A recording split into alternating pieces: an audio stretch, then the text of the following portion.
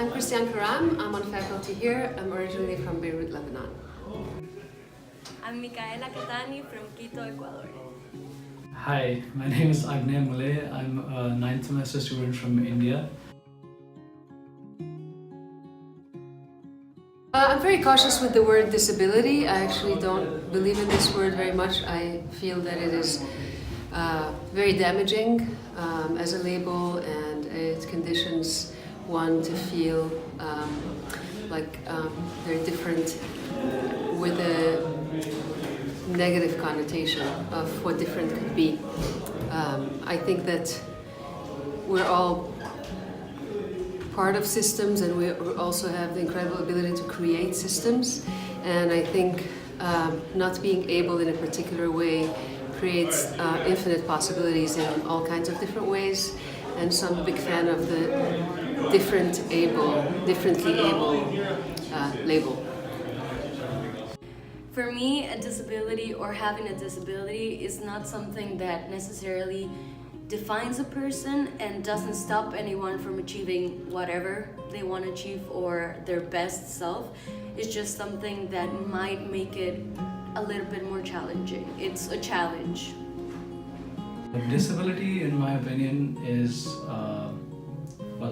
the inability to do something either due to a condition that you were born with, or due to some kind of accident or injury during your life.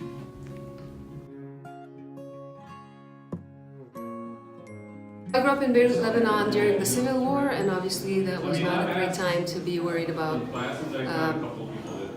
any kinds of differences like that, whether physical or mental. So I grew up around a lot of people who ended up on the streets because they had been maimed or injured during the war, and there were no systems to help reintegrate them in society.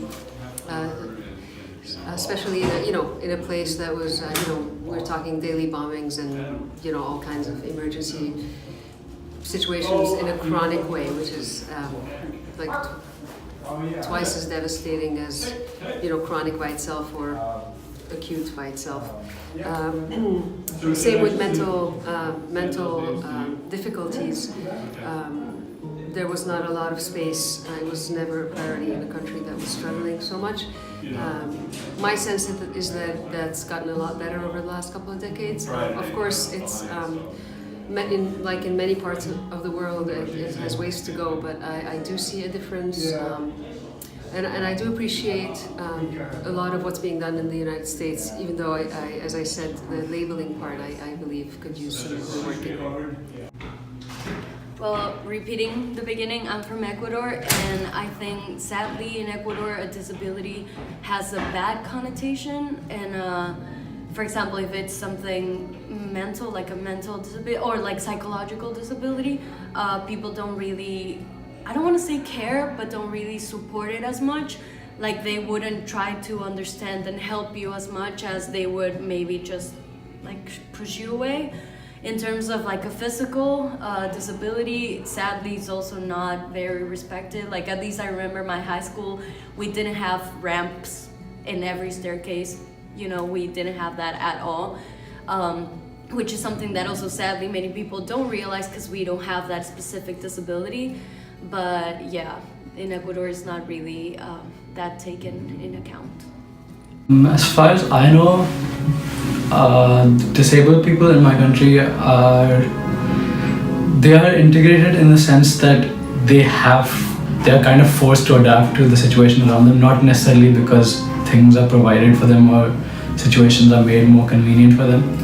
There are special schools for specially able people, but in terms of integrating them into the general population, I don't think enough measures have been taken.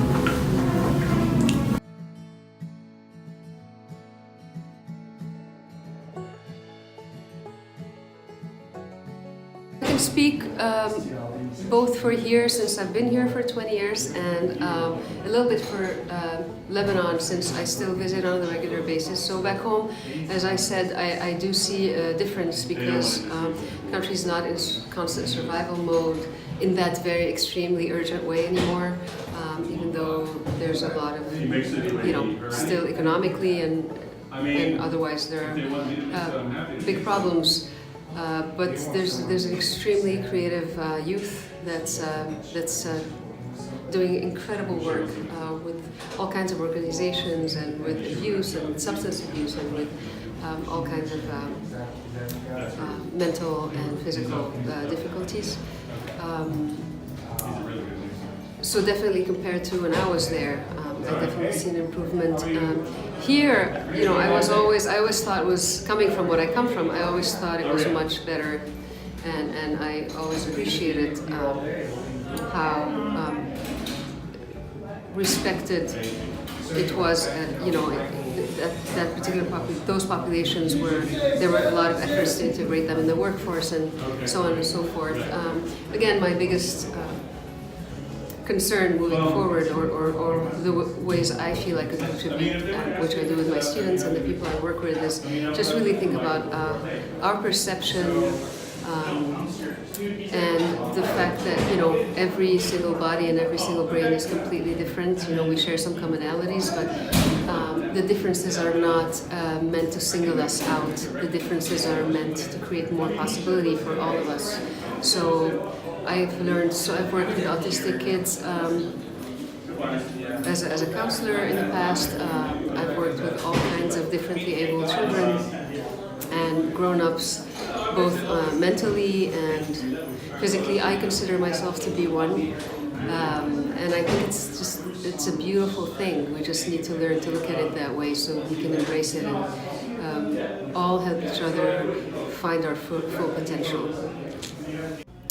I'm gonna talk specifically about the US or my experience in the US. I think in here, like in this country in general, it has improved a lot, the way people think about it. I'm gonna be more specific about like psychological disabilities.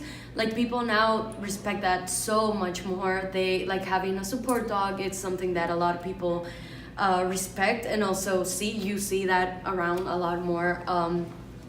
Even, for example, here, I work at the library, we do have new strict rules about service dogs or support dogs and what they can, like where they can go or not, and I've seen that happening around a lot. So I think that's good that now they are taken in account and like it's something, it's written down, it's a rule, it's a thing. So I think that's great.